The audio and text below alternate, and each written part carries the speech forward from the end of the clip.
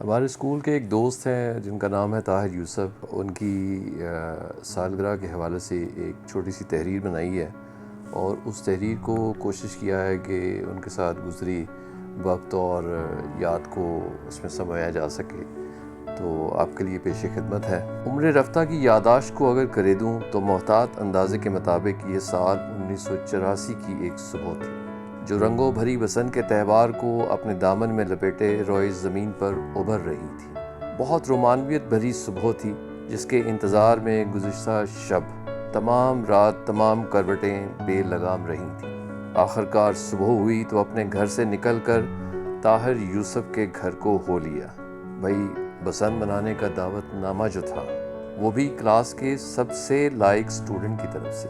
میرے گھر سے طاہر یوسف کے گھر کا فاصلہ زیادہ دور تو نہ تھا پر ایکسائٹمنٹ کے ہارمونز لڑکھڑاتی دوڑتی بے ہنگم واک اور پھڑپھڑاتی بے صبری کے ساتھ دوست کے گھر اور پھر اس کی چھت پر پہنچنے کی جلدی نے سفر کو تھوڑا طویل ضرور کیا. ریلوے کالونی کی سڑکوں سے گزر کر پنجاب اسٹیڈیم کو قبلہ رخ مان کر تیز قدم کے ساتھ گلی نمبر 5 میں داخل ہوا اور کچھ ہی دیر بے ساختہ ہاتھ ایک ڈور بیل کو جا ٹکرایا اور جس لمحے چوزے کی آواز میں اس بیل نے چیخ چیخ کر اپنے احتجاج کو بلند کیا، وہ لمحہ اور وہ چوزہ بیل اور اس کی چیخ مجھے آج بھی یاد ہے. پھر کیا تھا، میں ہمراہ طاہر یوسف، ہمارے ایک اور دوست عرفان گل، زاہد جس کو ہم پیار سے بڈھا بھی کہتے تھے، اور راشد خادم، یعنی میں نہیں ایک اور ہمارا دوست، اور برادران طاہر یوسف جس میں عابد بھائی، زاہد بھائی اور شاہد بھائی، اور ایک چھوٹی ننھی پیاری سی گڑیا. ہم سب اس گھر کی چھت پر موجود تھے.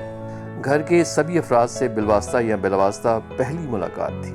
من ہی من میں یہ خوف بھی تھا کہ لائق فائق طاہر یوسف کے اہل خانہ ہونے کی حیثیت سے ہم سے کوئی نصابی سوال و جواب نہ ہو جائیں جن کی قابلیت نہ اس وقت تھی اور نہ بلا شبہ آج ہے. لیکن خدا بھلا کرے بھائی عابد یوسف کا جس نے بسنت کے رنگ کو رنگ ہی سمجھا اور بھنگ نہ ہونے دیا، اور قبل اس کے کہ ہم کسی علمی لا علمی مشکل میں پڑتے انہوں نے زندہ دلانے لاہوری ہونے کا ثبوت دیتے ہوئے بسنت کے آغاز کا باقاعدہ اعلان کر دیا. پھر کیا تھا، بسنت کا آغاز بہت بھرپور تھا.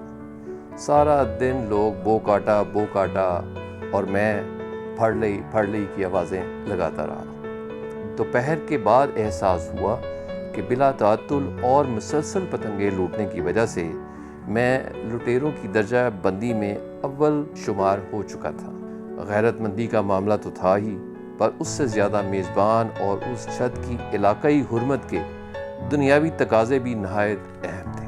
مختصر یہ کہ من ہی من میں فیصلہ کیا کہ بچی کھچی عزت کو بحال کرنے کے لیے علامتی طور پر زیادہ نہیں تو کچھ نسبتاً کم قیمت پتنگوں کی قربانی دے کر پیچ لڑا ہی لینے چاہیے. حالانکہ قربانی کا موسم بھی دور نہ تھا، پر مرتے کیا نہ کرتے. لیکن سچ تو یہ ہے کہ بڑا خوبصورت دن تھا.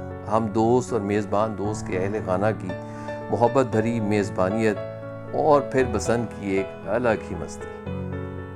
شام ہوئی، جذبے نڈال ہوئے اور ہم میزبان سے اجازت اور ذاتی تگ و دو سے لوٹی کچھ مختلف انواع و ذات کی پتنگیں لے کر اپنے گھر واپس پہنچ گئے.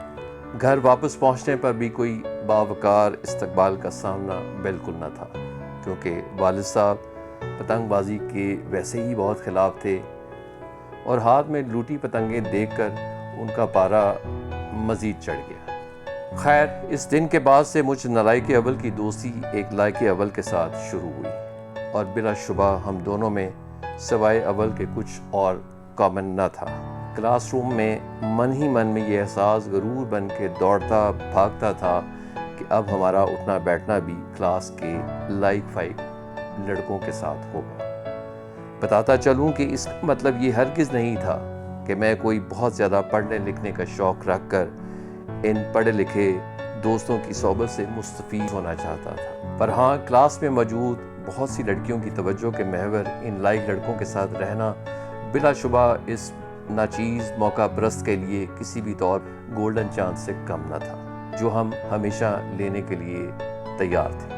اور ہمارا خیال تھا کہ کبھی تو کوئی ایک لڑکی ان لائق اور فائق لڑکوں سے نظر ہٹا کر ہمیں اور ہماری اوسط درجے کی مارک شیٹ کو ایک ساتھ قبول کر ہی لے گی۔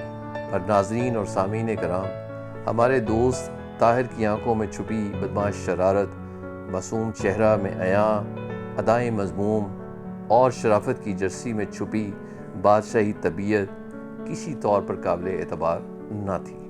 ویسے تو یہ ہمارا دوست اب کینیڈا میں مقیم ہے، لیکن اس شخص نے نہ اس وقت مجھ محروم شخص کے لیے کوئی بھی لڑکی چھوڑی اور نہ ہی آج کوئی عمر رسیدہ خاتون اس کو چھوڑنا چاہتی ہے، چاہے وہ لاہور کی ہو یا کینیڈا کی۔ مختصر یہ کہ ہم اس وقت بھی درجہ اول کے کگو تھے اور حسب روایت آج بھی مہان کگوؤں کی پہلی صف میں شمار بے شمار ہیں۔ لیکن مسورات کے حساب کتاب کو بالائے طاق رکھتے ہوئے طاہر یوسف، ہم پھر بھی تم سے پیار کرتے رہیں گے، کیونکہ ماضی کی نرم گرم یادوں کے ساتھ تو ہے تو ہمارا یار پرانا۔ طاہر یوسف، جنم دن مبارک۔